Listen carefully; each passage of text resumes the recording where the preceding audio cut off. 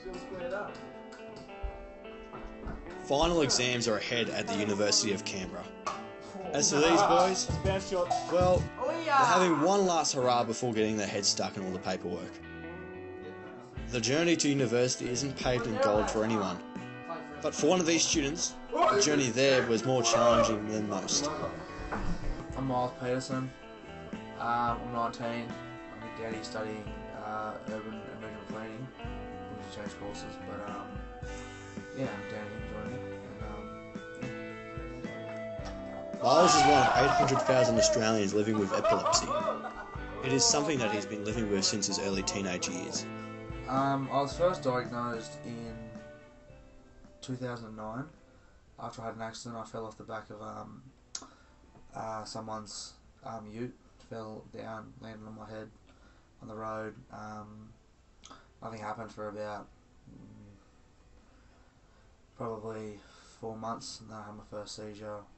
But in between those 4 months, there was a bit of weird feelings and I don't know, agitatedness.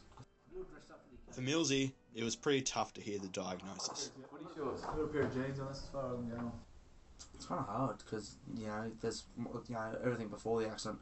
I was fine going to school, catching up with mates after school, playing soccer on the weekends and playing softball on the weekends as well. But once that all happened, it kind of hit me saying, there's going to be a divot in the road between, one point or another.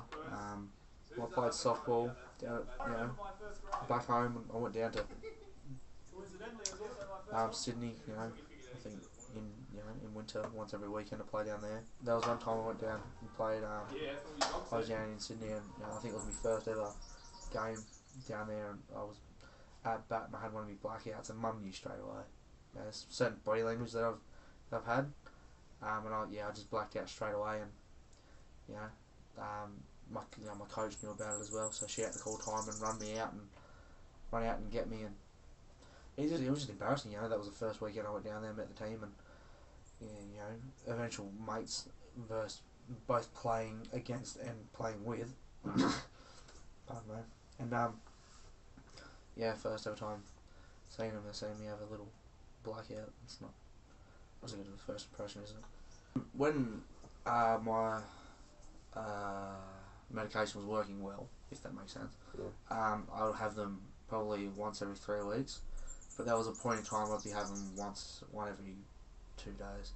Just one of the blackouts. I only had I think 12 grand miles, the big grand mile seizures. Yeah. But just having the blackout seizures, I think the worst I had was about one every 2 or 3 days. Ever since I had the medication, when they gave me the medication, I'm like, oh sweet, finished, sort of thing.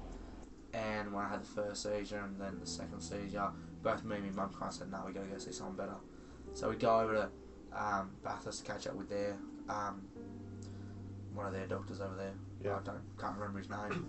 He was fantastic. He kind of said, well, I know a specialist down in Sydney for you to go out and see. Well, before my first operation, I went in for a lot of different treatments, if that makes sense. I go in for like a EEG, which is where they kind of like tape these little electrode things to your head. Yep. They just kind of observe you for about 2 weeks. I went in for about, I think, 4 of those. And then my first operation is where they did a surgical EEG, which is where they pretty much use the exact same things, but drill little holes in your skull and just jam them in the right spots. That was a grueling 3 weeks, being in there just sitting around doing nothing. You got stuff just jammed in your head, but it had to be done. With those SEEG testings with the whole zapping and stuff, they found where the damaged area of the brain was. It was my left temporal lobe over here. So I went in and caught with my doctor. He's like, you've got 2 choices. You can either get half of it out and lose 70% of your, not lose 70%, but lose the ability to remember things 70%, if that makes sense. Yeah. And then if you can get all of it out, you pretty much got 95% chance of having that, having the memory loss and all that kind of stuff. I don't think I really got a say in it. Mum kind of said, no, half of it. Because the thing about half, if you get half of it, you're still having seizures, you can go in, get the other half out with that. So I chose to get half of it out. I was in hospital for, I think, 4 days after that. And after, like, they said that's the quickest anyone's recovered from an operation like that. Because normally on an operation, a brain you need to be in there for about 2 weeks to recover, but I was up and walking within, 3, and they kind of said, no, you're good to go tomorrow. I'm like, yes.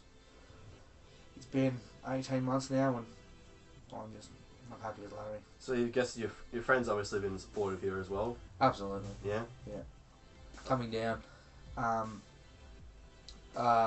this year I knew 2 people down here already. I knew Noz and Toby coming down this year as well. But just meeting people around down here that they just know everything. Not know everything, but they're real supportive just in case I do have a seizure. And just in general, just walk up and catch up with them. Everything, it's just real good.